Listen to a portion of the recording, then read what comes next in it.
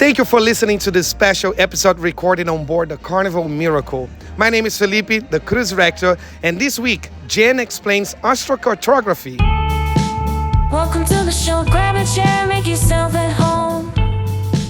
Jen's got stories to share. You'll never feel alone. All right. Well, thank you everyone for listening to this special episode. As Felipe said, we are on the Carnival Miracle, which is a cruise ship, and we're actually currently in Sam's Piano Bar, but because it is noon, nobody is here. It's just us looking at beautiful Ensenada. Yeah, so we are here docked actually while people do excursions. We have been having a wonderful time, and we're really excited to bring you our first road cruise, again straight from Mexico on a giant ship. Yeah, we've seen Ensenada a couple times, and for us, the main point of a cruise is really just to relax. And we, purposely were like, while everyone is out, this would be a great time to record. But before we jump into this week's theme of astrocartography, 'tis the season of Mercury retrograde, and I want to start a little tradition during the season of Mercury retrograde. I want to give like a 5-minute Mercury retrograde recap. Just because sometimes there are some funny stories that come out during Mercury retrograde, and one of them actually happened right when our cruise was starting. Yeah, this, as smooth as this trip has been and as fun as it has been, per our last episode, there have definitely been some fun hiccups, nothing too major, but I think like you said last time, preparing really makes us less vulnerable to any effects that might be out there. I think looking back at it, it's really funny, but in the moment, I was shitting my pants. It was really scary. Yeah. So, first of all, we planned to park our car at the lot, like the long-term lot, and they were like, oh, we're not parking cars here. We're parking cars like 5 blocks down, and you also have to get a shuttle to come back.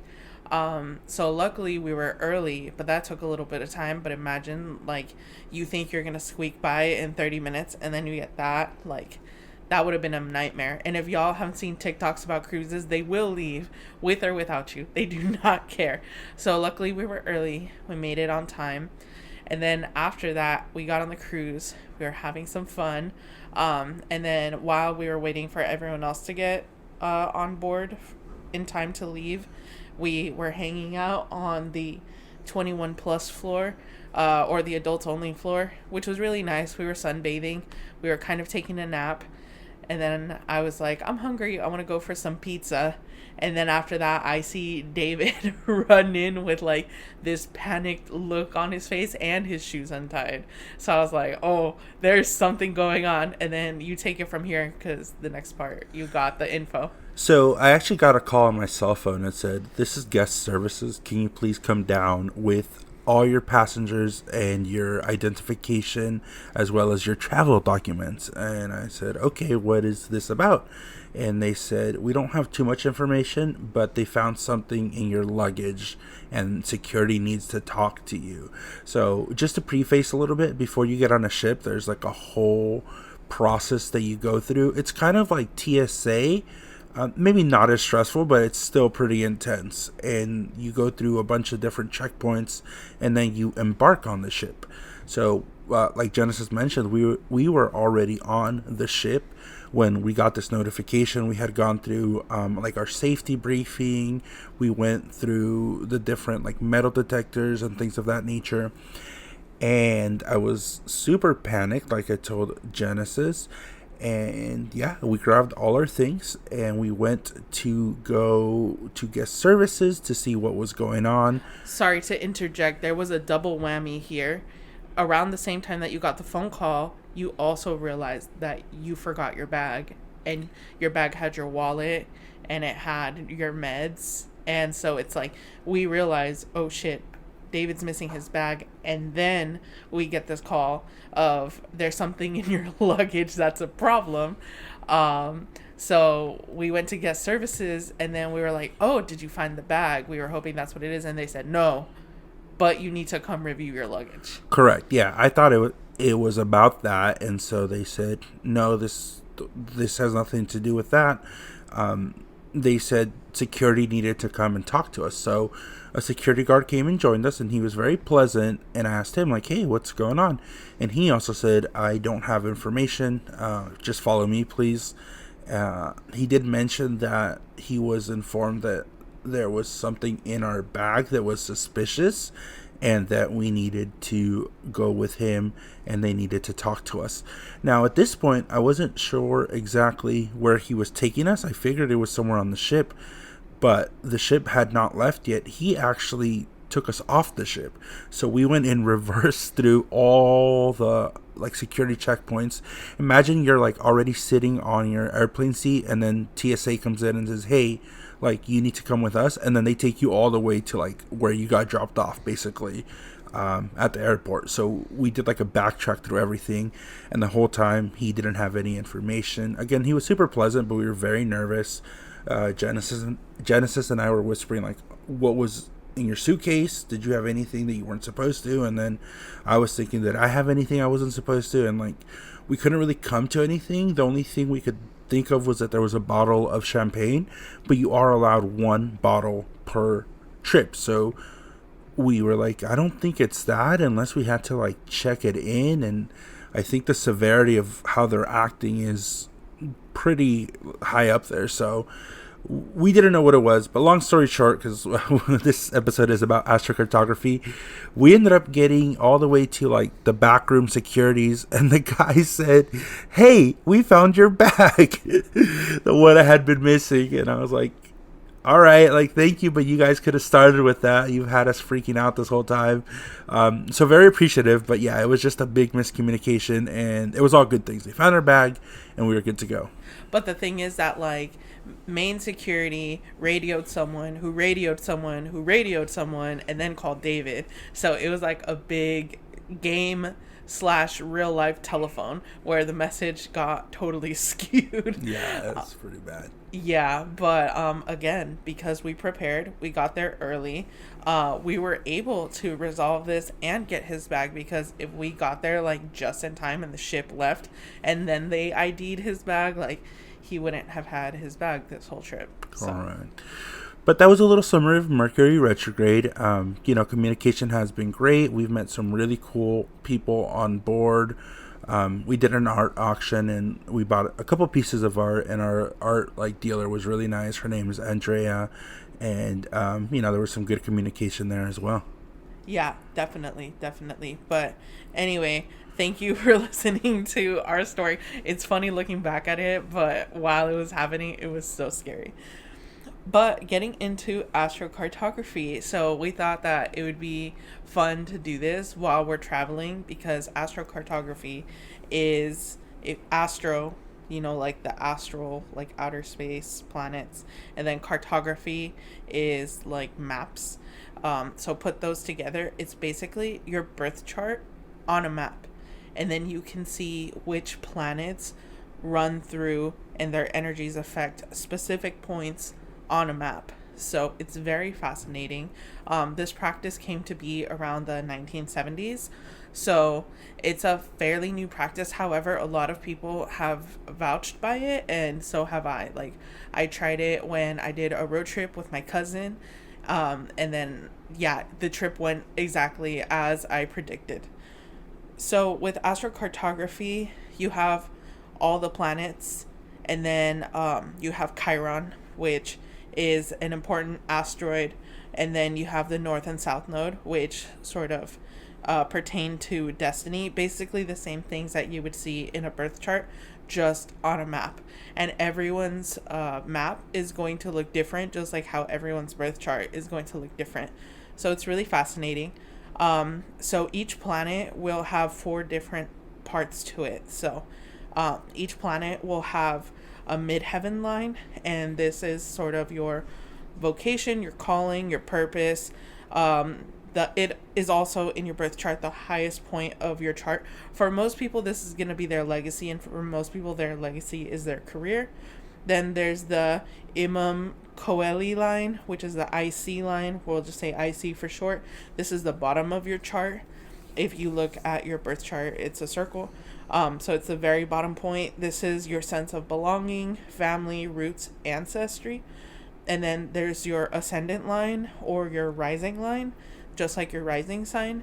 This is your default expression, how you show up in the world, how you understand the world. It can also be how you come across to others. But it's very important for you to feel like your authentic self, like you're, coming into your own. So all these lines run through the whole world? Yes, Okay. it runs through the whole world. And then, sorry, there's one more. Then there's the descendant, which is the opposite of the rising. This is key interactions with others, how you are in relationships, what you are attracted to and need in a relationship. So all these aspects together, you can really start to map out what parts of the world have different energies for you. So yes, your chart goes through all over the world. However, if I'm going to a specific place, I try to focus on that, because if you really look at the whole world, it's like I have no business in Scotland, so you can focus in and out of different countries, continents, states, even if you want to get as specific as cities. However, there will be a lot of like territory that will not have a line running through it. There are concentrated points. And if there's a line running through a concentrated point, really the rule of thumb is like 300 miles from that point is where you will feel those effects. Got it. So you said like there's parts where there's this notion or concept of astrocartography has no effect, correct? Yeah, because it would be really chaotic if like every 5 miles was a different planet. And so yeah, that's just not how it works. Like there's like a math to it. I don't know the math. I rely on technology like astrocartography calculator. There is a math if you want to do it by hand, but that's not me. Where it'll show like how it runs. There can be intersecting lines, but for the most part they're like pretty spread out. So I think this is definitely one of those concepts that's a little harder to visualize. I think how I would see it is if, for example, you're playing that game Battleship, which is apropos for where we are right now. You kind of set up your little ships, and then your opponent says like B4 or C11, and then if that pin that they told you is on one of your battleships, then that's a hit. Like, is that a good way to describe it, maybe? Yeah, except there's not like the guessing per se, because you can look at things ahead of time. Correct, but it's just like a good way to pinpoint, yes, right? So like exactly. we have our longitude and latitude, and like we can use that as points of reference. Yes, exactly. And it sounds to me like some good practical applications for something like this is what we're doing right now, which is maybe you're planning a vacation or you're going to like a destination wedding. Like a tool like this would be helpful to kind of forecast what that trip is going to look like. Or in retrospect, like maybe you had a job offer to move across the country to New York. This might be a tool that one could use to determine whether that's a good move or not, or where you go to school, things of that nature. Absolutely, yeah. Anything having to do with travel, you could definitely plan around it. So, yeah, it's very exciting. It's one of my fairly newer practices, but I will say, like, already some of the things I've seen in my chart and David's chart, and then like I said, that road trip I did with my cousin, like it all tracks. So I think this is an approved practice in my book. Yeah, I mean, I think looking back to some of the episodes that we've done, to me it sounds like the astrology one, right? It's like a subset of that in a sense, where the cosmos determine, what's good or bad. It's maybe not good or bad, but there's determining factors of where the cosmos are placed in the skies affect you as a person. It's just a derivative of that. Yeah, basically, because it's really your birth chart, but like on a map.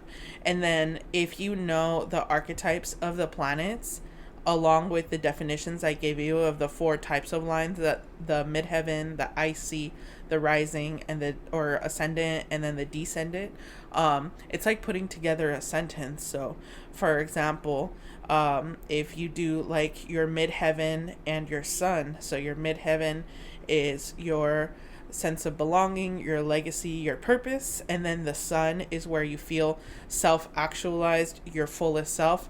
So put that together. If you go somewhere that is your sun midheaven line, then you're going to feel very fulfilled in your career, in your legacy. Or if you go, for example, to your moon IC line, so the moon is emotions, where you feel really engaged, like home, and then IC is family, roots, sense of belonging. Then if you travel along your moon IC line or spend some time there, it can be very soothing, very comforting, very homey. Interesting. This sounds like a very niche practice. Is there any references to it, like in pop culture, or any famous astrologers that use this practice? Because you said it's fairly new, right? From the 1970s? Yeah, I feel like a lot of reputable astrologers will use it. But like you said, it's really hard to like conceptualize, and it's really like layers of knowledge. So like you have to first understand astrology, and then once you understand like basic astrological concepts, then you can apply it to a map. So honestly, this whole journey of like astrology and tarot and stuff, it's really just building blocks off of each other. But again, you don't have to like study for 4 or 5 years like me. If you visit an astrologer, they could break down what's more relevant to you. Maybe you don't need to know about your Chiron line. Maybe you just need to know about your Venus line. If you're like, I want to move somewhere where I'll actually find love, for example. You know, I think this would be very interesting for people who do like online dating, right? Or they haven't met the person and they've sparked a conversation. I know, like nowadays, luckily you and I aren't in the dating game anymore. I hear it's a little rough out there. But I've heard of situations where people meet online from like across the country or even other countries, and they haven't ever met, and you know, they're in full relationships, like years or months, or you know, have like a full working relationship. They just have never met. So something like this would be perfect for a situation like that, right? Yeah, absolutely. It's very applicable depending on like what you're really trying to manifest, look for, or even get away from. Yeah, I think that this could be an accessible concept to everybody. I think one of the things that I'm having trouble understanding or visualizing, I can understand the part where like, okay, if you I want to be careful with these words. This is not what I think. This is just a description. But let's say you flatten the Earth, like the globe, right? And then you put a grid on top of it. That's kind of what determines it, right? No, the lines are more curved. Correct. But just for simplification purposes, like you know when you see the globe on a flat surface, Yes. kind of like, okay. So like that, I understand the concept of like these lines run through here, these lines run through here. I guess what I'm having difficulties understanding is how it's different for everyone. Like I would think there's just one line that, let's say, runs through the Congo. Like how is that effective individually for every person? There's a map to it based on like when you were born, the time you were born, all of that, because the planets move, therefore like the lines will move with the planets. Imagine you're drawing like not a straight line, but again, because the Earth is round, and we believe the Earth is round on this channel, this podcast, whatever you want to call it. Imagine you're like drawing a line from where the planet is in the sky and the Earth rotating at the exact time that you're born. Oh, so it's based on your... Okay, got it. I thought it was a little more universal. Like, no. Okay. I said it's your birth chart, which is unique to you. Got it. Okay. Oh, okay. Interesting. Yeah, like we talked about several podcasts earlier. I can't remember which one. Even twins can have significant differences. Because like the moon travels really fast. Mercury travels really fast. So, 1 minute can make a difference even in like moon signs, rising signs. Rising signs change the fastest, etc. Perfect. So I think this episode is going to be one of the best episodes for examples, just because it's kind of like a very difficult concept to, I mean, even myself, as we're talking about it, it's a little difficult for me to visualize and conceptualize. So I think examples is probably the best one. And why don't we start kind of where we are right now? So we finished or started our trip in Long Beach. We went all the way to Cabo San Lucas, and now we are currently, as we speak, docked in Ensenada, Mexico, and then we're going back to Long Beach. So I'm guessing you chartered us for this trip? No, because you surprised me with this for our anniversary, which, shout out on December 15th. We had 8 years together. 5 That's years right, married. yes. So, because you booked it, no, I didn't have anything to do with it. But thank you, honey, for the trip. I really appreciate it, even if it doesn't cross any lines. Of course. But, well, imagine the chaos if, like, maybe we can talk about it in our next episode when we discuss it and do like a little recap. We could do a reading of how it went and see if it matched. But the funny thing is, we are traveling during Mercury retrograde, and then it'd be very funny if there was some chaos along with the astrocartography, a trip that maybe we shouldn't have taken. But so far so good, so maybe nothing too bad.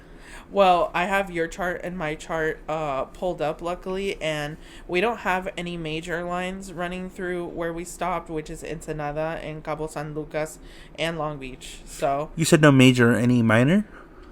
I guess that's, yeah. So what I mean by major is direct hits, and by minor, I mean within 300 miles. We don't really have anything going on, so it's pretty chill. Okay, so neutral, basically. Yeah, it's very neutral. Got it.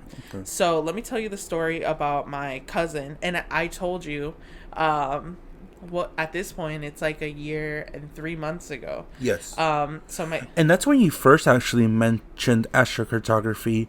Again, I feel like a broken record when I talk about this, but we have had similar conversations before, and you did mention this when you got back from your trip, how chaotic it was, and in passing you said astrocartography, and I think I asked you really quickly, well, what does that mean?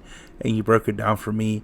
I still didn't really get it then, and I get it a lot more now, but I'm glad that you're going to give this example.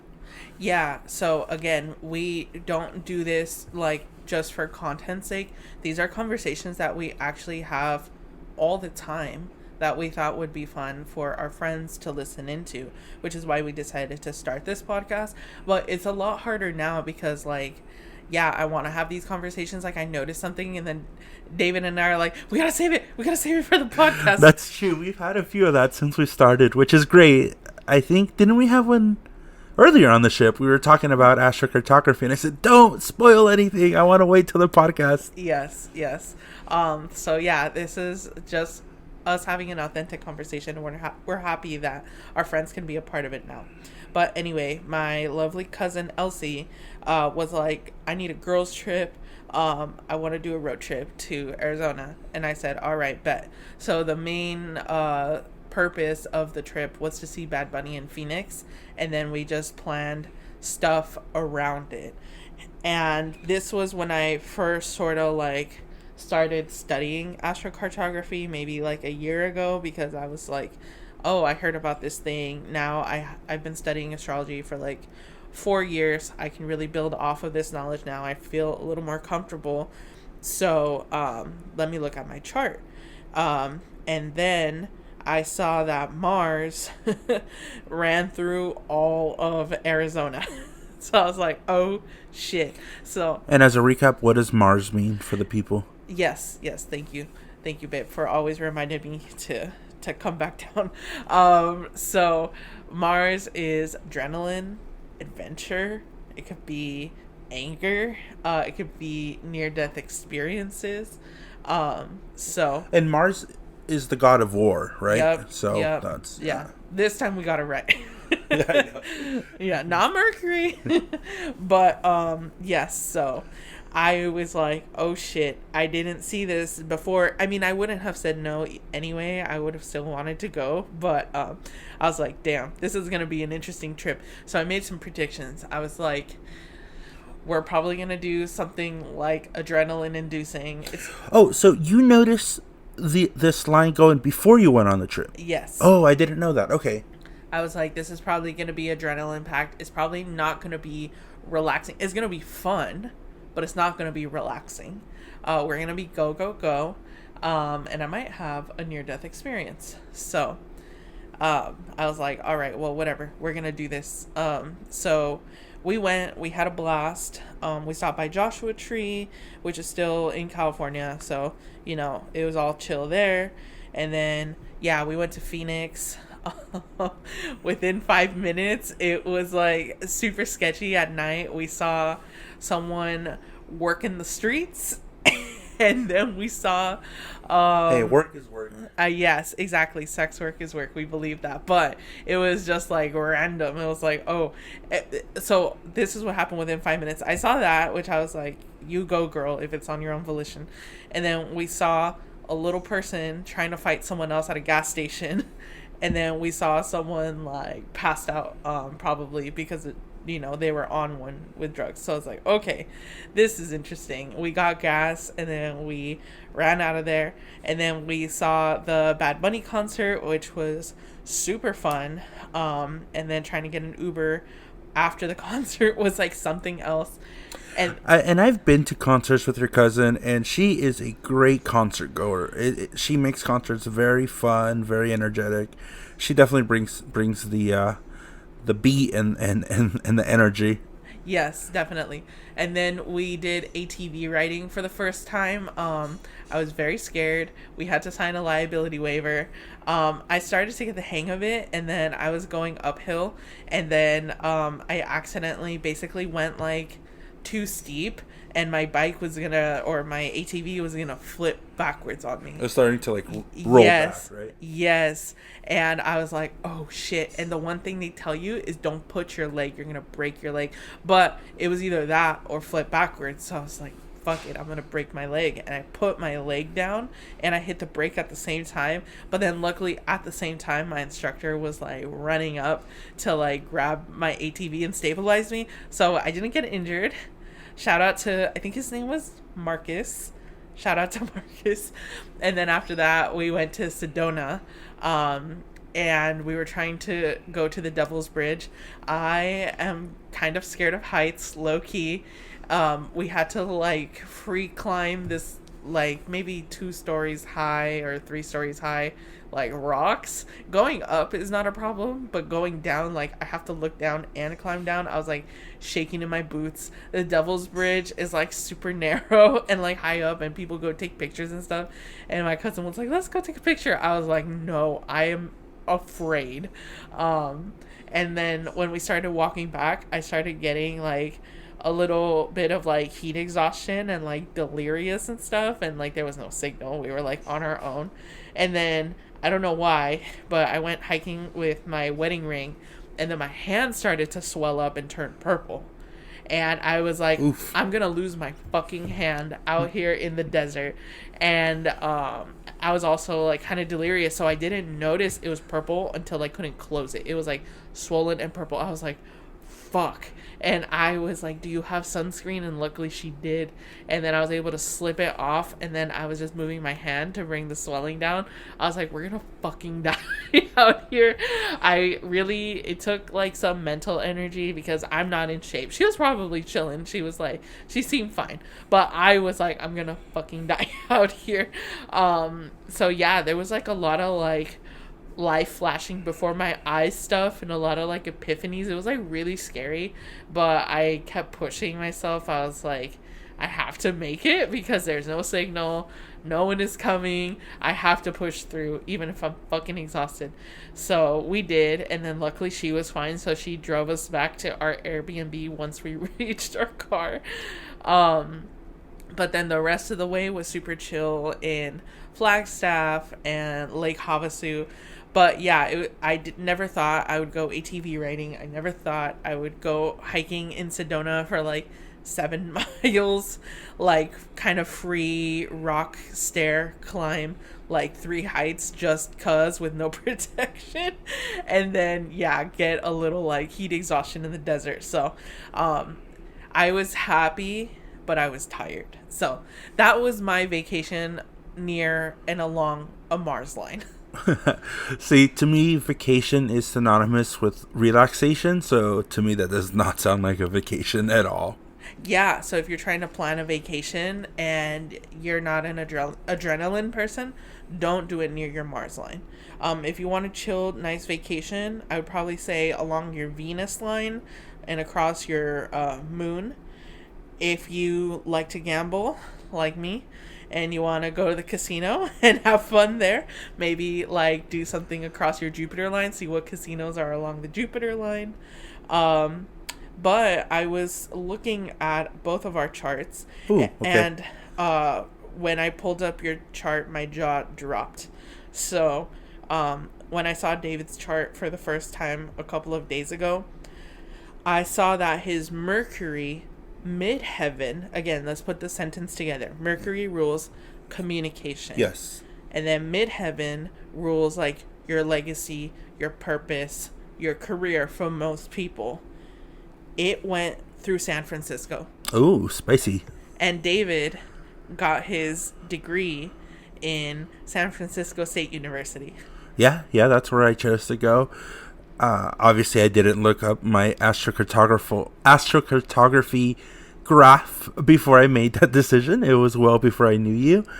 But I had options, and that's the one I chose. I think I got accepted. I got accepted to everywhere that I applied, but it was all Northern California, so I think that already is kind of part of like that. Maybe there was some gravity or something pushing me to go up north, but it was Chico, Humboldt, Sonoma, and San Francisco State, and San Francisco is where I chose to go. Yeah, and then David has really made a career through his communication style, his ability to relate with people, comfort them, and de-escalate them. So I'm seeing also your Mercury run through all of the West Coast, Seattle, Portland, Bay Area, a little bit of the Central Valley. So you are in the prime place because your career is communication focused, you're going to be really successful on the West Coast if we continue to stay on the West Coast. Nice. And I've never really had any inclination to move. I think we considered possibly Texas, or a very close second was like Colorado. Like, I think that's the only places we would ever consider. But no, I do enjoy the West Coast, and I do like California, even as expensive as it is. Yeah, and then some honorable mentions in your chart. There is Uranus and the moon line in New Orleans for you.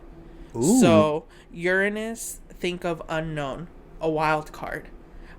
So specifically, what type of Uranus? Uranus ascendant. So sense of self, self-expression. So really shaking up sort of like, who am I as a person?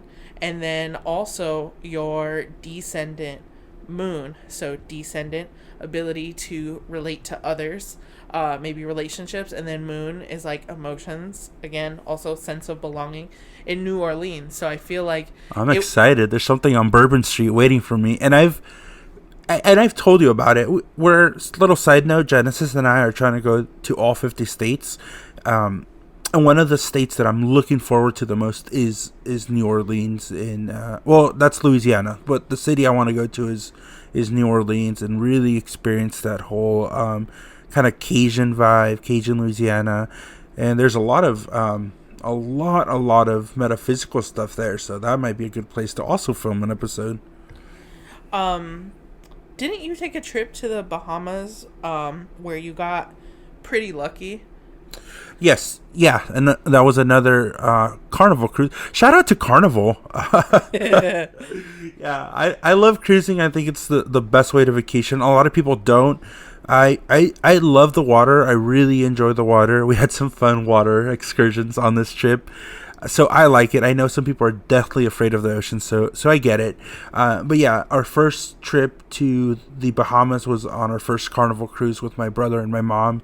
And I ended up playing in the casino, and I won enough money to cover the whole trip. So that was really fun. Yeah, so you have your Saturn ascendant going through the Bahamas. So Saturn is like discipline, being like the provider type, and then ascendant is again like sense of self. Like David's a really good gambler. It's the Sagittarius top three in him. Sagittariuses are just really lucky people, but the way that he like gambles is very like disciplined. So I don't know, I just feel like you were really in your element, and you knew like these numbers are hot, I'm gonna play smart. And then yeah, he won pretty big on the boat in the casino. It was on roulette, so if anybody ever wants to take me to the casino. Yes. And then just a little bit about my chart, moving along real quick. It's loading. But just off the top of my head, for both of us, again, Pluto is a generational planet because it moves really slow, and we were born only 5 years apart, so it's not going to move that much. I know we want to go to Alaska, but we both have a Pluto line going through Alaska. Pluto is big transformation, which honestly can be like a little bit scary, at least with me. I think Pluto is very intimidating because it's gonna force you to grow whether you like it or not, and it's our IC line, so that's like the bottom of the chart. Sense of family, sense of belonging. So I don't know. But for me it's Pluto IC, but for you it's Pluto ascendant. So this is like same but opposite almost, because that's like your sense of self. So I don't know. I know we want to go to Alaska, but we might have some like revelations there. It could be good or it could be, I don't know. Well, I think of like all the states to have a revelation, a pivotal moment, it would be Alaska. I mean, Alaska would be the more fun place to have it.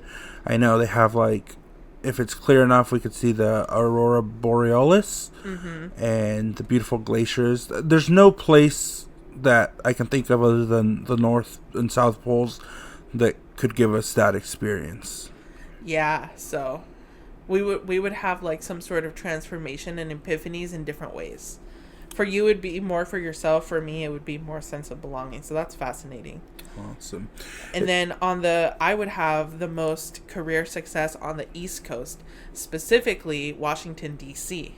Ooh. And if you know, like me and my day job, and like me a little more personally, very like political, activist, professional activist. Also, I like the law. I like studying the law. So, yeah. Does remote work count?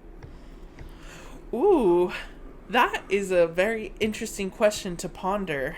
I am not sure, but it's just very interesting that as a couple, our success is on opposite coasts.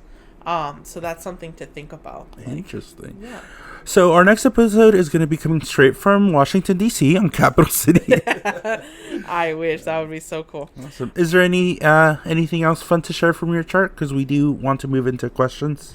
Yeah, I'll just move into questions. Okay. Well, we have a comment here from... Actually, both our questions and comments are for Mercy. So, Mercy, big shout out again. This is, I think, our first community post, which... Great. I love it. We're starting to get engagement in everything we're putting. So Mercy094 on Instagram said, I was on YouTube and a YouTuber I follow posted a community note about how their video would be late due to unexpected technical issues. And I instantly said, it's Mercury retrograde. Spot on, right? That is exactly what you said last time. A lot of tech issues, a lot of communication issues, and that is right on the nose. So great that you're seeing the examples out there. Again, I don't know if I'm a full believer in Mercury retrograde, but there have been quite a bit of coincidences. So maybe I'll become less of a skeptic in that regard. And then lastly, she said, "What did you and my brother talk about?" And we just talked about the fun party we had and how you were there and be very supportive of the podcast. So nothing bad, I promise. And then Mercy also asked a question on the question post. And then I have another question from Crystal Ann by text. Okay. So Mercy asked, how does astrocartography differ from traditional astrology in terms of application and insights? I would say that one is location based, right? Because astrocartography is like on a map, and then astrology is time based. So if you could actually pair both of those together, like if you have a great transit going on in your 7th house, which rules love, you might want to optimize that by traveling along your Venus line if you're trying to like find the one, right? So you could do something like that. And if astrocartography determined your ideal vacation spot, where would it be and what astrological vibes would you expect there? So again, it depends on what type of vacation you're trying to have. For me personally, let me look. Along my Venus line, Venus, in my opinion, is probably like one of the best, lines to travel through. It surprisingly says Detroit. I don't know about that, but it also says the Great Lakes. So, and we have some friends around there, so that would be cool. Detroit, huh? It's interesting because there might be a resurgence. I really like looking at real estate, like all over the country, and just wishful thinking, like when you go on Zillow and just mark the things you like. I know houses in Detroit are super cheap, but they're going up a little bit. I know, like, as investment opportunities, that's not the worst place. Also, Atlanta and Tampa for me. Oh, Atlanta gets down. Yeah, shout out ATL. We might have to go there first. The dirty South. Depending on the type of vacation you're trying to have, that will determine where you should go. So if you want to book a consultation with me, if you're like, I want to plan this type of vacation or this type of excursion, then we could definitely look that up.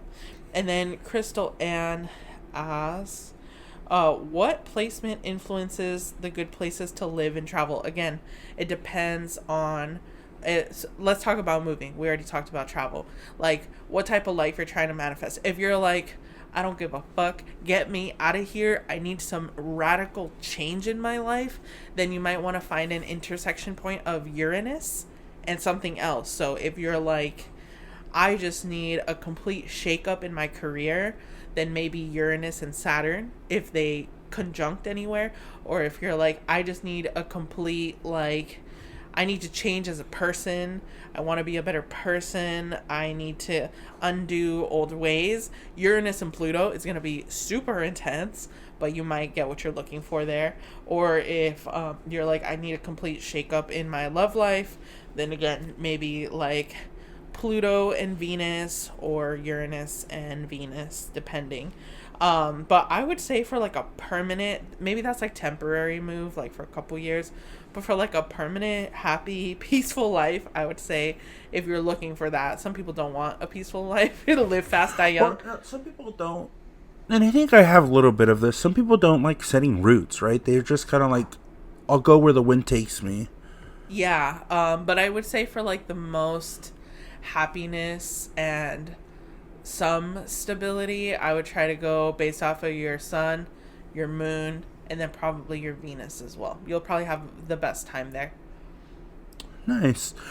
That sounds like a really good way to plan, your not your life, but maybe like activities or big decisions. Can you stack them? Like, I know from one of our previous episodes, or maybe just in passing, it's all mixed. I don't know if we've talked about it on the podcast or we've talked about it just off the podcast, but if I'm not mistaken, most people only get one Saturn return, right, in their lifetime? No, it depends on how long you live, but it's every like 27 to 29 years. Okay, but there's very few in a lifetime. Yes. Could you like stack them and do something on your Saturn return, like maybe take that trip that you haven't you've been putting aside or studying abroad, and like if you stack them, does it have more effect? Yes, it could. Like I said, astrology is more timing, astrocartography is more location. So yes, definitely you could put both those concepts together. And because again, like you said, this is a very abstract sort of concept episode. I want to do a giveaway, especially because I want to celebrate that this is our 13th episode. Yay. We're in the double digits. We just celebrated our anniversary, and the vibes are good.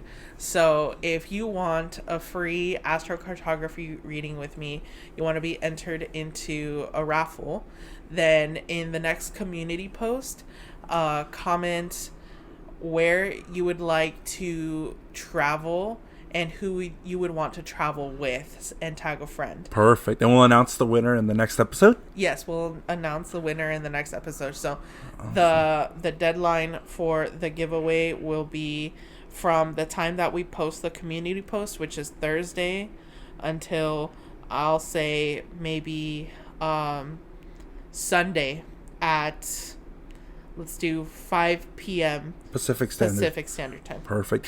And we don't actually have a topic for next week yet, so look out for our questions in our Instagram posts regarding what our topic is going to be.